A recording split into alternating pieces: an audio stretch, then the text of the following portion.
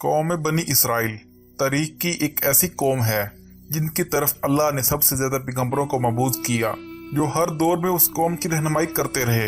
अल्लाह ने बनी इसराइल को एक लंबे अरसे तक दुनिया की दूसरी कौम पर सबकत दी और दुनियावी अरूज अता फरमाए।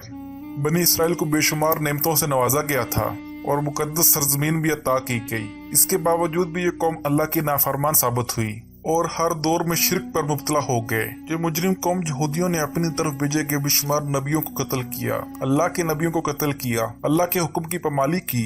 जब अजाब में मुब्तला होते तो अपने पैगंबरों और सालीन पर ईमान लाकर पैरवी शुरू कर देते, और जैसे ही उन पर से ये अजाब हटा दिया जाता वो दोबारा हक के मुनकिर हो जाते और अपने वादे से फिर जाया करते। कुरान मजीद में बनी इसराइल की सरकशी और नाफरमानी के वाक़यात का जिक्र है, जिनमें एक काबिल जिक्र वाक़या सामरी जादूगर का वाक़या है, जिसने बनी इसराइल को बहका कर बछड़े की पूजा पर लगा दिया था। रिवायतों के मुताबिक सामरी का असल नाम मूसा इब्न जफर था।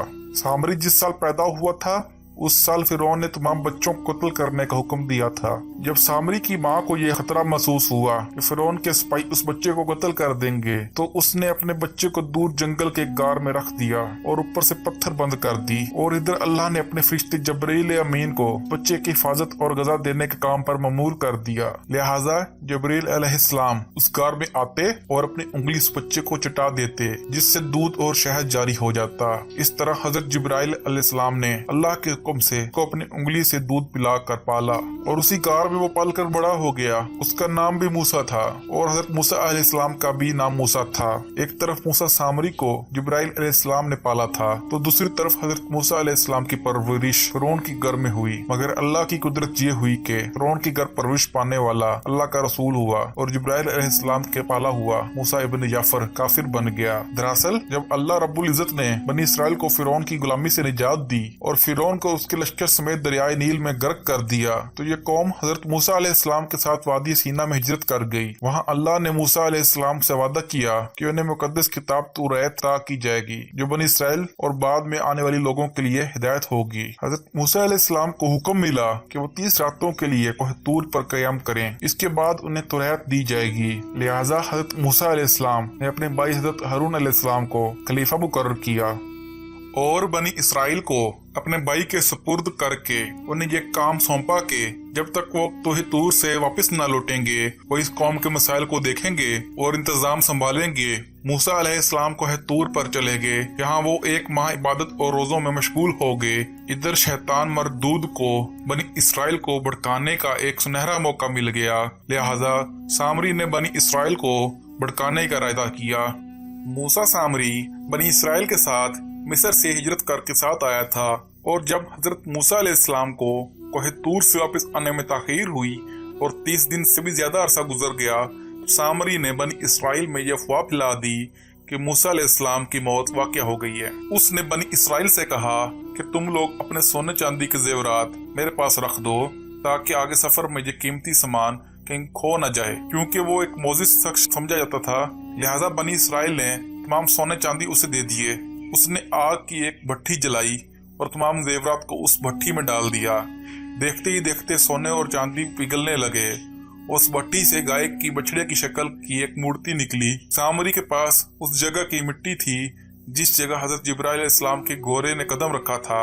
उसने जैसे ही वो मिट्टी उस बेजान बछड़े में डाली तो वो गाय की तरह आवाज निकालने लगा।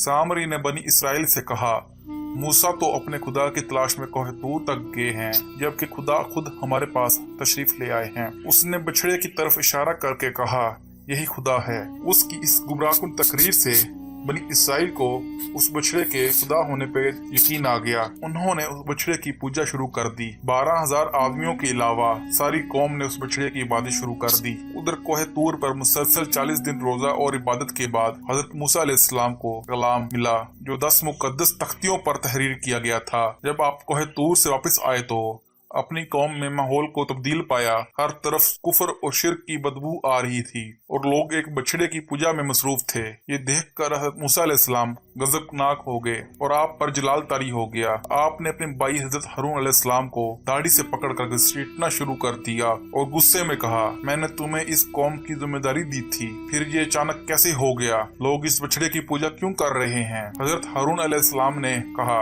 ए मेरे भाई, मुझ पर मलामत ना करो, इस कौम ने मेरी बात नहीं मानी और मुझे कमजोर कर दिया। मेरे लाख समझाने के बावजूद ये इस अमल में पड़ गए और मुझे जान से मारने की धमकी दी, लेकिन मैं इन जालिम लोगों में शामिल नहीं हुआ। लिहाजा हजरत मूसा अलैहिस्सलाम का जलाल कम हुआ तो आपने अल्लाह से अपने भाई की बख्शिश की दुआ फरमाई। बनी इसराइल ने जब मूसा अलैहिस्सलाम को देखा तो वो बहुत शर्मिंदा हुए और इस शिरकिया अमल पर मलामत करने लगे। मूसा अलैहिस्सलाम ने सामरी से पूछा, तूने इस कौम को बातिल महमूद के पीछे क्यों लगा दिया? तो सामरी ने कहा, मेरे नफ्स ने मुझे इस काम के लिए मजबूर किया था और ये मेरी फरेबकारी थी।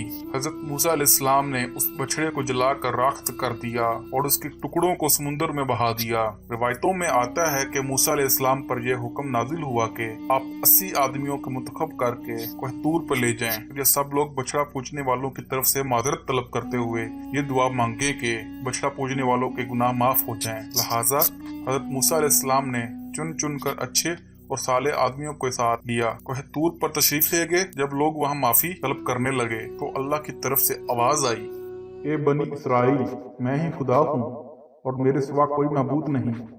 मैंने ही तुम लोगों को फिरौन के जुल्म से निजात दिलाकर तुम लोगों को बचाया है। लिहाजा तुम लोग फकत मेरी ही इबादत करो और मेरे सिवा किसी को मत पूजो। अल्लाह का ये कलाम सुनकर ये 80 आदमी कहने लगे, ए मूसा, हम हरगिज आपकी बात ना मानेंगे जब तक हम अल्लाह को अपने सामने ना देख लें। ये 80 आदमी अपनी जिद पर कायम रहे कि हमको अल्लाह का दीदार करवाएं वरना हम हरगिज नहीं मानेंगे। हजरत मूसा अलैहिस्सलाम ने उनको बहुत समझाया लेकिन वो अपनी बात पर अड़े रहे, यहाँ तक कि अल्लाह ने अपने जलाल का इजहार कुछ इस तरह किया कि एक फरिश्ता भेजा जिसने एक खौफनाक चीख मारी जिससे इन लोगों के दिल फट गए और ये लोग मर गए।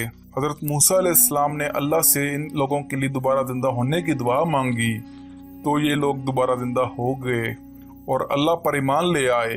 अल्लाह के हुक्म से हजरत मूसा अलैहिस्सलाम ने सामरी को बनी इसराइल से निकाल दिया और किसी को भी यह हक नहीं दिया कि वो सामरी से रब्ता रखे।